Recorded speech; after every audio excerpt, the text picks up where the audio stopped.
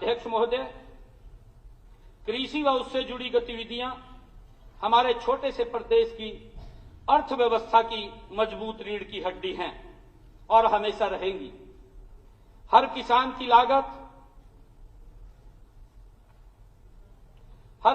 लागत कम करना, उसकी फसलों की पैदावार को हर वर्ष बढ़ाते रहना, हर फसल को एमएसपी पर खरीद की गारंटी देना, उसके खेत की मिट्टी की सेहत अच्छी रखना, उसके पानी की हर बूंद से अधिक उपज लेना, उसे अच्छे बीज, खाद और कीटनाशक उपलब्ध करवाना, उसकी रासायनिक खाद पर निर्भरता कम करना, प्राकृतिक और जैविक खेती को बढ़ावा देना और उसकी आय को लगातार बढ़ाते रहना हमारी सरकार की पिछले 10 वर्षों की तरह इस वर्ष भी परम प्राथमिकताएं रहेंगी। आदरणीय अध्यक्ष जी, 9 जनवरी को हिसार कृषि विश्वविद्यालय के प्रांगण में कृषि, बागवानी, पशुपालन, मत्स्य पालन और सहकारिता से जुड़े सैकड़ों किसानों तथा कृषक उत्पादक संगठनों से जुड़े भाइयों और बहनों के साथ लगभग 5 घंटे चले विचार विमर्श में उन्होंने मुझे 161 सुझाव दिए। मुझे खुशी है कि हर वक्ता ने मेरी फसल मेरा ब्यौरा पोर्टल, ई खरीद पोर्टल, मेरा पानी मेरी विरासत, भावांतर भरपाई, फसल अवशेष प्रबंधन, प्रोत्साहन और प्राकृतिक खेती जैसी हमारी अनेक योजनाओं की भूरी प्रशंसा की तथा इन सभी नवाचारों को आगे बढ़ाने का आग्रह भी किया है। आदरणीय अध्यक्ष जी, उस बैठक के प्राय सभी सुझावों को इस बजट में मैंने किसी न किसी रूप में सम्मिलित करने का पूरा प्रयास किया है। इनमें से 6 नीतिगत सुझावों का मैं पहले वर्णन करना चाहूंगा। सभी किसानों का कहना था कि जहां एक और सरकार उन्हें सस्ती दरों पर अच्छे बीज, खाद और कीटनाशक उपलब्ध कराने में पूरी मेहनत करती है, वहीं हमारे समाज की कुछ काली भेड़ें किसानों को नकली बीज व कीटनाशक बेचकर बर्बाद करने का प्रयास करती हैं। किसानों को इनके चंगुल से बचाने के लिए सदन के इसी सत्र में हम एक बिल लेकर आएंगे। मेरा सभी माननीय सदस्यों से अनुरोध है कि जिस प्रकार आपने पिछले सत्र में हरियाणा कृषि भूमि लीज बिल को सर्वसम्मति से पारित किया था, उसी प्रकार आप इस बिल को भी सर्वसम्मति से पारित करें। मुझे बताया गया है कि वर्तमान में जो कृषक उत्पादक संगठन एफपीओ एक कंपनी के रूप में पंजीकृत है, उन्हें तो सरकारी योजनाओं का लाभ मिलता है, परंतु जो कृषक उत्पादक संगठन एक सहकारी समिति के रूप में पंजीकृत हैं, वे इन योजनाओं के लाभ से वंचित रह जाते हैं। इस अंतर को समाप्त करने के लिए हम शीघ्र ही एक नई बागवानी नीति लाएंगे, जिसके तहत मूल्य संवर्धन, भंडारण, प्रौद्योगिकी, मार्केटिंग, प्राकृतिक व जैविक बागवानी को दोनों प्रकार के एफपीओ के माध्यम से प्रोत्साहन दिया जाएगा। गत 8 मार्च को अंतर्राष्ट्रीय महिला दिवस पर मैंने यह घोषणा की है कि ऐसी महिला किसान जो डेयरी स्थापित करने हेतु 1 लाख रुपए तक का ऋण लेती हैं, उनको ब्याज मुक्त ऋण दिया जाएगा। उनके ब्याज का पूरा भार सरकार वहन करेगी। महिलाओं के सशक्तिकरण की दिशा में कृषि, बागवानी, पशुपालन एवं मत्स्य पालन विभागों की विभिन्न योजनाओं को महिला उन्मुखी बनाया जाएगा एवं किसी भी योजना में भी महिलाओं द्वारा लिए गए पहले 1 लाख रुपए तक के ऋण पर कोई ब्याज नहीं लिया जाएगा। माननीय अध्यक्ष जी, पोषक तत्वों से भरपूर गोबर खाद फसलों के लिए अच्छा उर्वरक होती है। प्रदेश में गोबर खाद को व्यवस्थित तरीके से व्यापक प्रोत्साहन देने के लिए सरकार द्वारा शीघ्र ही एक नीति बनाई जाएगी। मोरनी हमारा पहाड़ी क्षेत्र है, जहां किसानों को फसल उत्पादन में विशेष कठिनाइयों का सामना करना पड़ता है। यहां के किसानों की आय बढ़ाने के लिए सरकार शीघ्र ही एक विशेष कार्य योजना बनाएगी। आदरणीय अध्यक्ष जी, पशुपालकों की आय बढ़ाने के लिए बकरी और भेड़ की उच्च आनुवंशिक नस्लें जैसे बीटल, सिरोही, मुंजल आदि जो हरियाणा में नहीं पाई जाती हैं, उन्हें हमारे किसानों को उपलब्ध कराने के लिए भी सरकार आगामी वित्त वर्ष में एक नई योजना की शुरुआत करेगी। माननीय अध्यक्ष जी, मैंने कृषि क्षेत्र के लिए वर्ष 2025-26 में जिन महत्वपूर्ण कदमों के लिए बजट प्रावधान किया है उनमें से केवल 38 के बारे में आपको बताना चाहूंगा। वर्ष 2024-25 के 25,000 एकड़ भूमि में प्राकृतिक खेती के लक्ष्य के मुकाबले मैंने इस वर्ष 1 लाख एकड़ भूमि का लक्ष्य निर्धारित किया है। साथ ही देसी गाय खरीदने के लिए दिए जाने वाले 25,000 के अनुदान को बढ़ाकर 30,000 रुपए किए जाने का मेरा प्रस्ताव है। आदरणीय अध्यक्ष जी, अभी तक कम से कम 2 एकड़ भूमि पर प्राकृतिक खेती करने वाले किसानों को इस योजना का लाभ मिलता था। इस सीमा को घटाकर मैंने 1 एकड़ किए जाने का प्रस्ताव रखता हूं। मैंने लवणीय नमकीन भूमि को पुनर्जीवित किए जाने के चालू वर्ष के 62,000 एकड़ के लक्ष्य को वर्ष 2025-26 में बढ़ाकर 1 लाख एकड़ किए जाने का प्रस्ताव किया जाता है। मेरा पानी मेरी विरासत योजना के तहत मैं धान की खेती छोड़ने वाले किसानों को मिल रही अनुदान राशि 7,000 रुपए प्रति एकड़ से बढ़ाकर 8,000 रुपए प्रति एकड़ करने का प्रस्ताव रखता हूं। साथ ही जो ग्राम पंचायतें अपनी काश्त लायक भूमि को धान उगाने के लिए पट्टे पर देने की बजाय खाली छोड़ेंगी, उन्हें भी अब यह प्रोत्साहन राशि उपलब्ध कराई जाएगी। सभी जानते हैं कि धान की सीधी बिजाई में 20% से 30% तक कम पानी लगता है। धान की ऐसी बुआई अर्थात DSR की अनुदान राशि अभी 4,000 प्रति एकड़ है। मैं इसे बढ़ाकर 4500 रुपए प्रति एकड़ का प्रस्ताव रखता हूं। आदरणीय अध्यक्ष जी, धान की पराली का प्रबंधन करने वाले किसान को अभी 1,000 रुपए प्रति एकड़ अनुदान राशि मिलती है। इसे बढ़ाकर मैं 1,200 रुपए प्रति एकड़ करने का प्रस्ताव करता हूं। प्रदेश में पर्याप्त मात्रा में यूरिया और DAP की उपलब्धता के बावजूद कभी कभी स्थानीय स्तर पर इनकी कमी देखने को मिल जाती है। किसानों के सुझाव के अनुरूप उर्वरक के तर्क संगत प्रयोगों के लिए मैं इनकी बिक्री को मेरी फसल मेरा ब्यौरा पोर्टल से जोड़े जाने का प्रस्ताव रखता हूं। इससे नैनो यूरिया तथा नैनो DAP को बढ़ावा देने में भी सहायता मिलेगी। आदरणीय अध्यक्ष जी, फसलों को एक गेट पास जारी करने की पिछले खरीफ में शुरू की गई प्रथा को अब सभी फसलों पर लागू किया जाएगा। ई नाम के साथ संपूर्ण एकीकरण सुनिश्चित करने के लिए सभी मंडियों का नवीनीकरण किया जाएगा। गन्ने के घटते क्षेत्रफल और मैनुअल कटाई के लिए श्रमिकों की उपलब्धता की कमी से निपटने के लिए गन्ने की मशीन से कटाई कराए जाने के लिए हार्वेस्टर पर सब्सिडी दिए जाने का मैं प्रस्ताव करता हूं। आदरणीय अध्यक्ष जी, अभी प्रदेश में केवल 4 बीज परीक्षण लैब हैं जो करनाल, पंचकुला, सिरसा व रोहतक में स्थित हैं। अगले वित्त वर्ष में हरियाणा बीज प्रमाणीकरण एजेंसी द्वारा शेष 18 जिलों में भी एक ऐसी बीज परीक्षण लैब स्थापित की जाएगी। प्रदेश में आज बागवानी के 11 उत्कृष्टता केंद्र कार्य कर रहे हैं और 3 अन्य केंद्र निर्माणाधीन हैं। वित्त वर्ष 2025-26 में अंबाला, यमुनानगर व हिसार में क्रमशः लीची, स्ट्रॉबेरी और खजूर के लिए 3 नए उत्कृष्टता केंद्र स्थापित करने का मेरा प्रस्ताव है। माननीय प्रधानमंत्री श्री नरेंद्र मोदी जी ने 9 दिसंबर 2024 को महाराणा प्रताप बागवानी विश्वविद्यालय का शिलान्यास किया था। मुझे खुशी है कि इसके मुख्य परिसर का निर्माण कार्य तेजी से हो रहा है। यह विश्वविद्यालय उपरोक्त सभी 14 उत्कृष्टता केंद्रों को बागवानी विज्ञान केंद्रों के रूप में विकसित करेगा।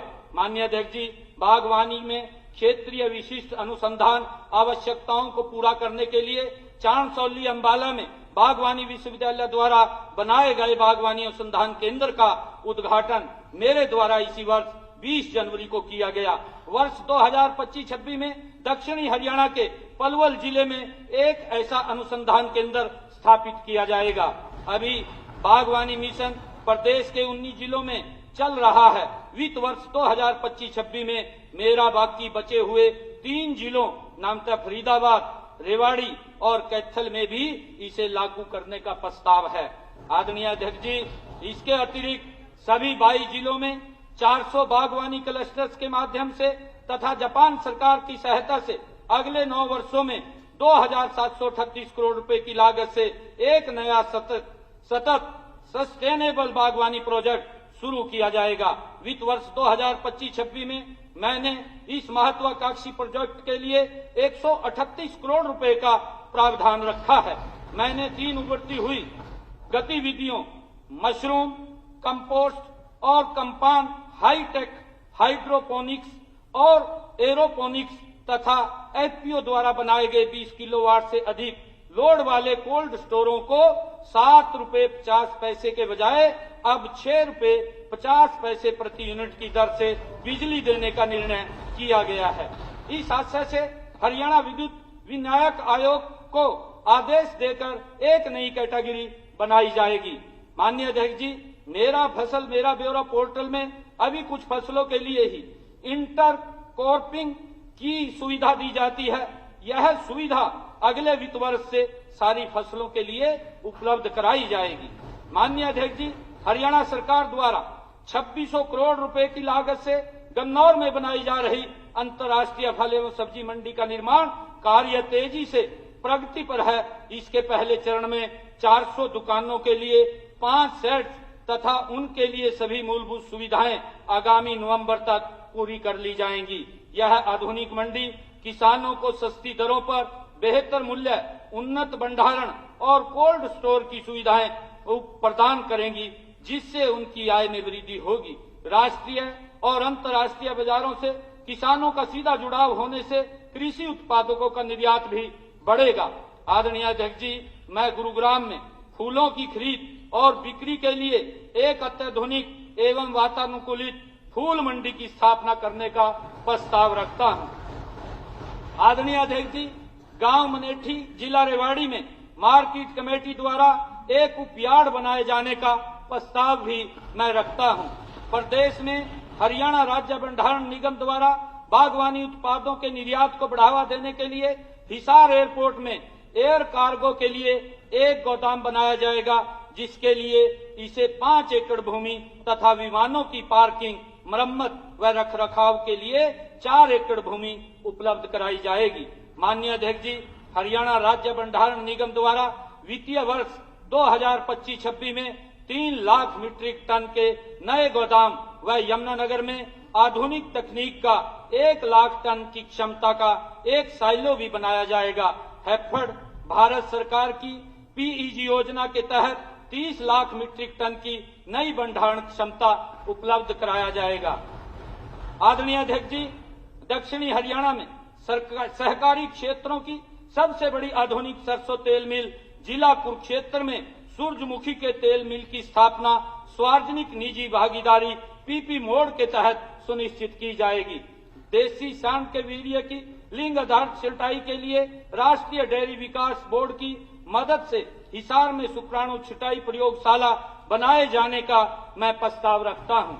आदरणीय अध्यक्ष जी, मैं गौ सेवा आयोग के तहत 1000 तक पशुओं वाली गौशालाओं को एक ई रिक्शा तथा 1000 से अधिक पशुओं वाली गौशालाओं को 2 ई रिक्शा उपलब्ध कराए जाने और गौशालाओं की क्षमता बढ़ाने के लिए पंजीकृत गौशालाओं में 51 शेड बनाने के लिए 5 करोड़ रुपए की राशि अनुदान के रूप में दिए जाने का प्रस्ताव रखता हूं। आदरणीय अध्यक्ष जी, लोगों की आस्था व गौ प्रेम को बनाए रखने के लिए हर जिले में एक नया गौ अभ्यारण्य बनाने का भी मेरा प्रस्ताव है, ताकि बेसहारा गौवंश को व्यवस्थित तरीके से सुरक्षित किया जा सके।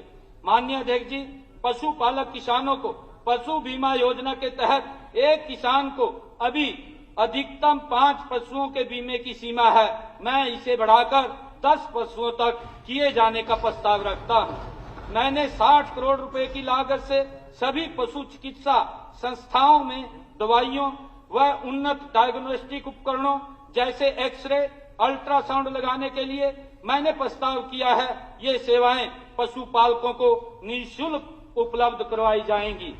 आदरणीय अध्यक्ष जी, सफेद झींगा के उत्पादन की लागत कम करने के लिए सोलर लगाए जाने पर दिए जाने वाले अनुदान की 10 किलोवाट की सीमा को बढ़ाकर 30 किलोवाट करने का भी मेरा प्रस्ताव है। मैं सिरसा और भिवानी में सफेद झींगा व मछली के पालन को बढ़ावा देने के लिए एकीकृत एक्वा पार्क उत्कृष्टता केंद्र स्थापित किए जाने का भी प्रस्ताव रखता हूं। आदरणीय अध्यक्ष जी, प्रदेश के इतिहास में पहली बार मुख्यमंत्री दुग्ध उत्पादक प्रोत्साहन योजना के तहत वित्तीय वर्ष 2025-26 में 70 करोड़ रुपए की आवंटन प्रोत्साहन राशि सहकारी दुग्ध उत्पादकों को दूध भुगतान के साथ ही दी जाएगी। वर्तमान में हरियाणा डेयरी विकास सहकारी परिसंघ प्रतिदिन औसतन 4.75 लाख लीटर दूध की खरीद करता है। वित्त वर्ष 2025-26 में इसे 15% बढ़ाकर प्रतिदिन औसतन 5.45 लाख लीटर करने का लक्ष्य रखा गया है। आदरणीय अध्यक्ष जी, प्रदेश के हर ब्लॉक में एक दूध संग्रह केंद्र तथा प्रत्येक जिले में एक शीतलन केंद्र विकसित किया जाएगा। किसानों की पैक्सों की तरफ बकाया जात की समस्या के समाधान के लिए एक मुश्त निपटान योजना लाए जाने का मैं प्रस्ताव रखता हूं। आदरणीय अध्यक्ष जी, गर्व की बात है कि 2021-22 में शुरू की गई हरित स्टोर नामक योजना के तहत 1250 स्टोर ग्रामीण व शहरी क्षेत्रों में खुल चुके हैं, जिनमें से 758 दुकानें मुद्रा ऋण से संचालित की जा रही हैं। हरियाणा में हरित योजना के माध्यम से कुल लगभग 1000 करोड़ रुपए का राजस्व अर्जित हुआ है। मैं वर्ष 2025-26 में अतिरिक्त 750 हरित स्टोर खोलने का प्रस्ताव रखता हूं। आदरणीय अध्यक्ष जी, वर्तमान में हरियाणा डेयरी विकास सहकारी परिसंघ 638 वीटा दूध के बूथ संचालित करता है। वर्ष 2025-26 में ऐसे 350 नए वीटा बूथ खोले जाएंगे। हिसार में आदरणीय अध्यक्ष जी, हिसार में अमरूद के लिए अत्याधुनिक संस्करण व पैकेजिंग प्लांट स्थापित किया जाएगा।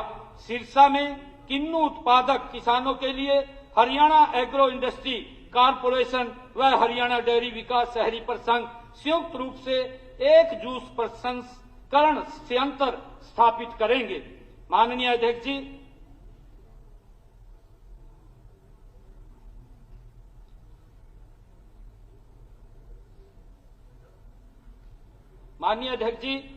समय के अभाव के चलते माननीय सदन के समक्ष केवल कुछ चुनिंदा प्रस्तावों के बारे में ही बताया है।